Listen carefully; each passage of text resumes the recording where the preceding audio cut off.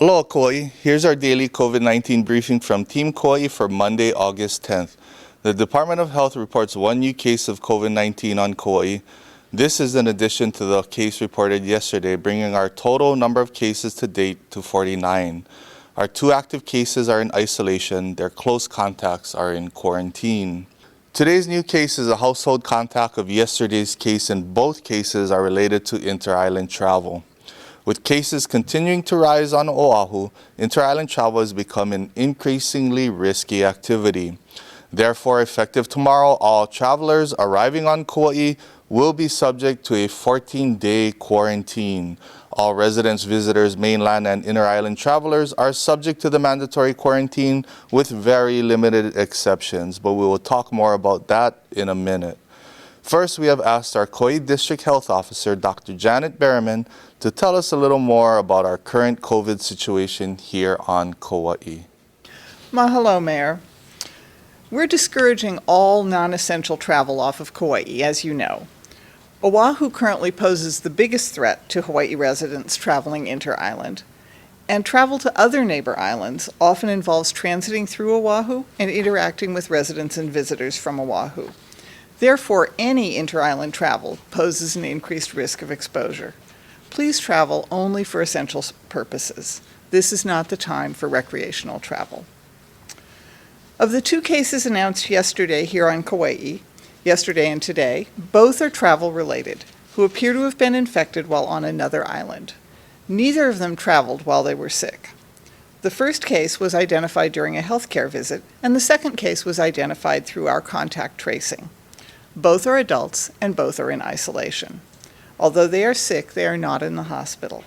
Our public health staff are in contact with them every day to be sure their needs are met while they are ill and in isolation.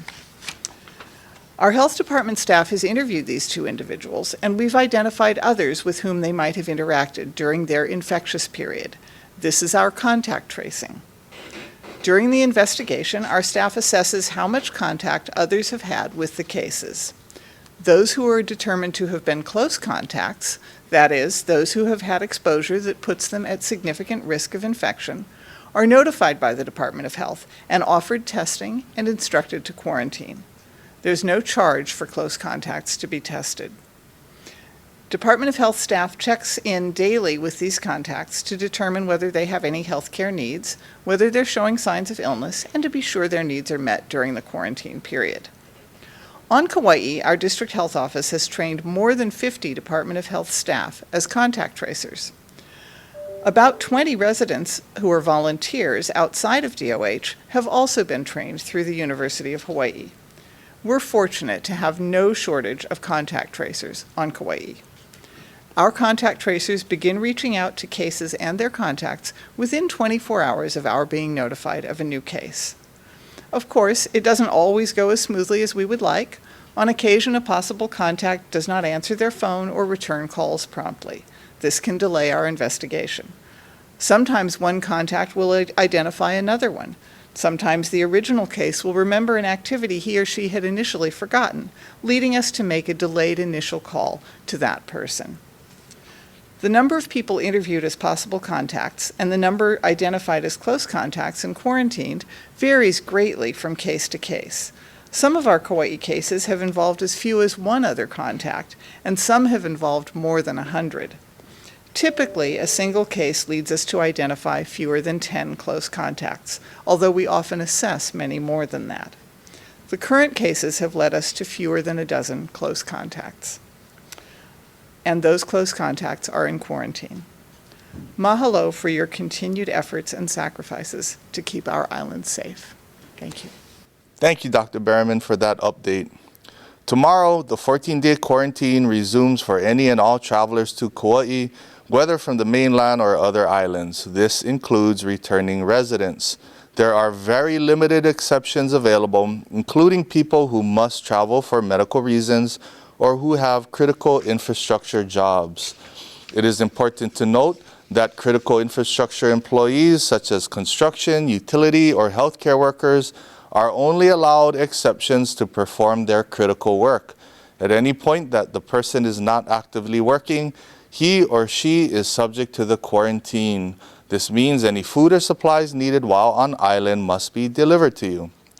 The point of the quarantine is to protect our community, so modified quarantine requests are granted on an extremely limited basis. If you feel you qualify for a modified quarantine, please visit www.kauai.gov/COVID-19 and click on the Modified Quarantine Request button at the top of the page. Each individual planning to travel must submit a separate request. There are many in our community who are suffering emotionally in the crisis. To help respond, the Department of Health, in partnership with the University of Hawaii at Manoa Myron B. Thompson School of Social Work, has expanded its hotline for crisis support. It includes access to mental health resources and substance use treatment services. Callers in need of these services can now call Hawaii Cares for support in any of these areas 24 hours a day, 7 days a week. The initiative combines services provided by the Crisis Line of Hawaii, which offers crisis support to individuals experiencing a mental health crisis, and Hawaii Cares, which addresses gaps in substance use treatment services. When you call, you'll be connected to a local crisis counselor who will ask about you, what your needs are, and how they can help. To access services through Hawaii Cares, call 1-800-753-6879. That's the same number previously used by Crisis Line of Hawaii. You can also text Aloha to 741-741 for additional information. See manoa.hawaii.edu/cares. Child and Family Service, along with community partners, will provide food, supplies, and support services to Kauai families in need from 9 a.m. to noon on August 15th in Lihue. The goal of this Festival of Hope for Families is to provide a fun, drive-through event for families impacted by COVID-19. Participants will receive Chef Hui Ohana meal kits, produce bags, a community resource packet, PPE items, and educational resources and school supplies. They will also receive a CFS Family Lokahi kit, which includes fun activities and family resources. CFS staff will be on site to provide advice and education resources. This event is free to families in need. However, you must register in advance for this event. To register, visit childandfamilyservice.org/festival or call 808-821-2520. We want to thank everyone involved in this effort. It's a long list and it reinforces our community's resilience and care for one another. Finally, I would like to thank everyone who voted in the primary election on Saturday. With the new all-mail-in voting system, 22,407 people cast their ballots. That was 49.6% of the registered voters. Only 404 people voted in person at the Voter Service Center, meaning that more than 22,000 people took advantage of their mailed ballots. And since primary turnouts are generally lower than general election turnouts, we're looking forward to a big increase in voting in the general. Thank you for voting. As our numbers continue to rise across the state, we thank you for being responsible when you leave your home and engage with others. We each have a role to play in mitigating the spread of COVID-19 on our island. That means stay home as much as possible. Refrain from social gatherings or public outings. If you must interact with people outside of your home, maintain a distance of 6 feet of separation and wear a mask, if at all possible for you to do so. Remember, my mask protects you and your mask protects me. It's a sign of respect and aloha. Do not leave home if you are sick unless you're seeking medical attention, and then only after calling your doctor first. Wash your hands frequently and clean surfaces often. Stay informed and connected during this time of social distancing. We'll continue to post updates on our official County of Kauai Facebook page or on our Kauai Emergency Management Agency page at www.kauai.gov/COVID-19.